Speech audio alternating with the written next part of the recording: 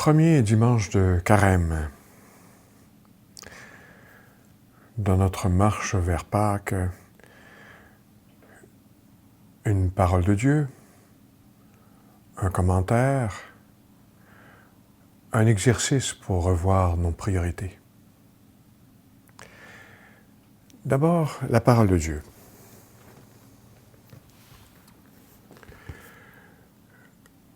Le Seigneur soit avec vous. Évangile de Jésus-Christ selon saint Matthieu, chapitre 4, les versets 1 à 11. Éclaire mon esprit, Seigneur, que je puisse comprendre ta parole. Donne force à mes lèvres que je puisse proclamer ton nom. Habite mon cœur que je puisse t'aimer et te faire aimer. En ce temps-là, Jésus fut conduit au désert par l'Esprit pour être tenté par le diable. Après avoir jeûné 40 jours et 40 nuits, il eut faim. Le tentateur s'approcha et lui dit, « Si tu es le Fils de Dieu, ordonne que ces pierres deviennent des pains. » Mais Jésus répondit, « Il est écrit, « L'homme ne vit pas seulement de pain, mais de toute parole qui sort de la bouche de Dieu. » Alors le diable l'emmène à la ville sainte, le place au sommet du temple et lui dit, « Si tu es le Fils de Dieu, jette-toi en bas, car il est écrit, « Il donnera pour toi des ordres à ses anges, et ils te porteront sur leurs mains de peur que ton pied ne heurte une pierre. » Jésus déclara, « Il est encore écrit, « Tu ne mettras pas à l'épreuve le Seigneur ton Dieu. » Le diable l'emmène encore sur une très haute montagne et lui montre tous les royaumes du monde et leur gloire. Il lui dit, « Tout cela, je te le donnerai si, tombant à mes pieds, tu te prosternes devant moi. » Alors Jésus lui dit, « Arrière, Satan, car il est écrit, « C'est le Seigneur ton Dieu que tu adoreras. À lui seul tu rendras un culte. » Alors le diable le quitte, et voici que des anges s'approchèrent et ils le servaient. Acclamons la parole de Dieu. Louange à toi, Seigneur Jésus.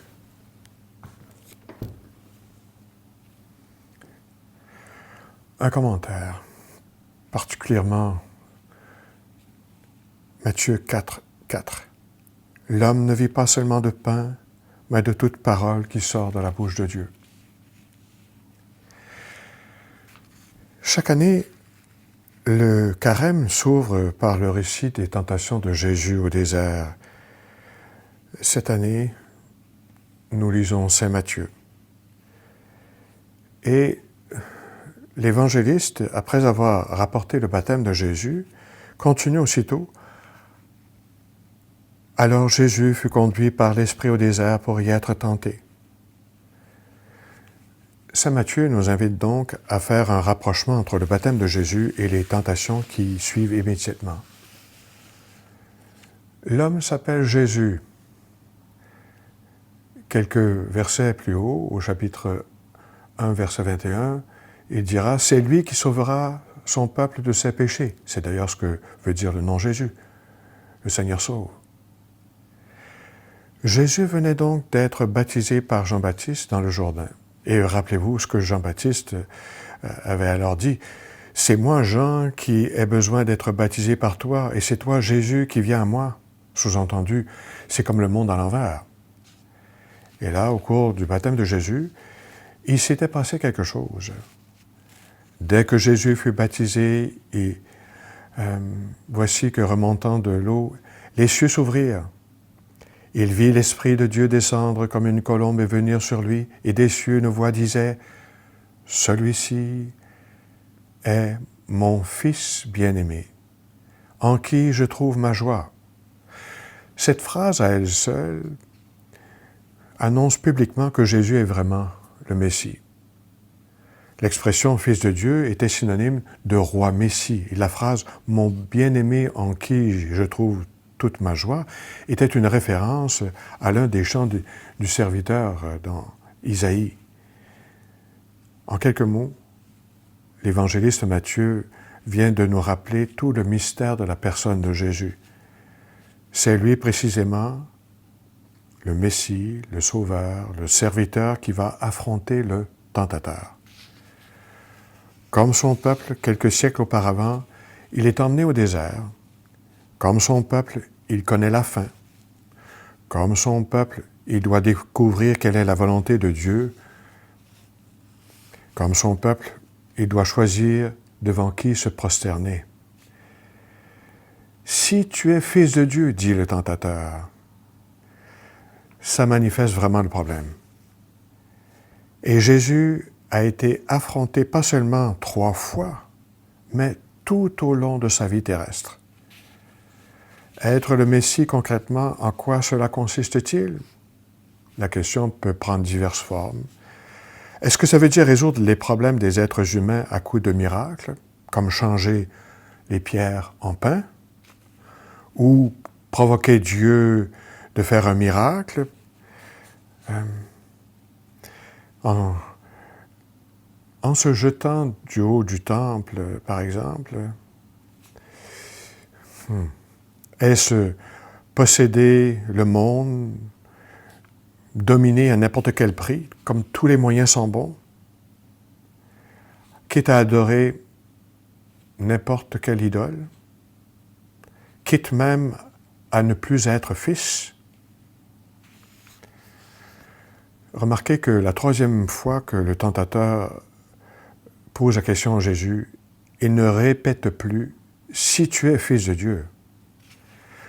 Le comble de ces tentations, c'est qu'elles visent toutes des promesses de Dieu. Elles ne promettent rien d'autre que ce que Dieu lui-même a promis à son Messie. Et les 2 interlocuteurs, le tentateur et Jésus, le savent très bien.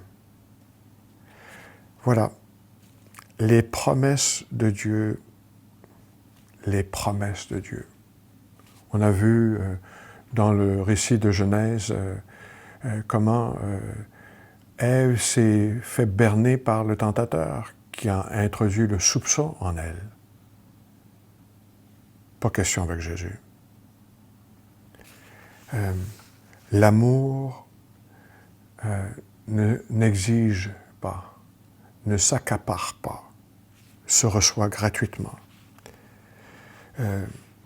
Au fond, Jésus, lui, va recevoir gratuitement son identité du Père, ne se laissera pas détourner de la relation de confiance avec le Père. C'est tout le contraire avec Adam et Ève.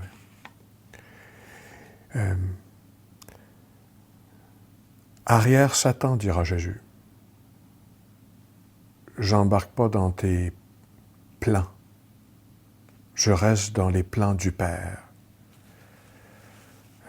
Tes pensées, dira-t-il Jésus à Pierre, ne sont pas mes pensées, les pensées de Dieu. Il reste ajusté à la volonté du Père. D'ailleurs, le nom diable, en grec diabolos, veut dire diviser. Alors, on pourrait dire Satan est celui qui divise. Jésus est celui qui ne se laisse pas diviser, qui reste parfaitement uni au Père.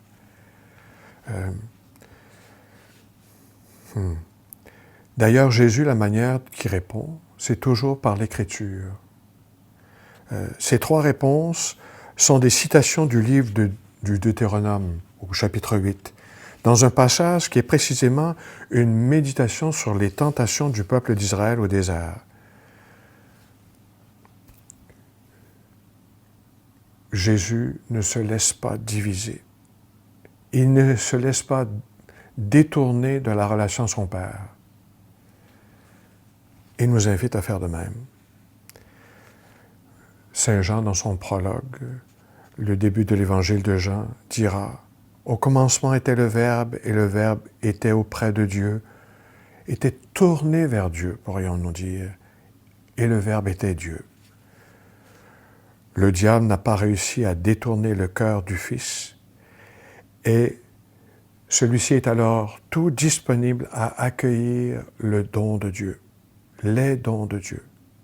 Et voici que des anges s'approchèrent et ils le servaient. la relation est pleine et continue entre le Père et le Fils. Voilà pour le commentaire. Et maintenant, un exercice dans notre marche vers Pâques.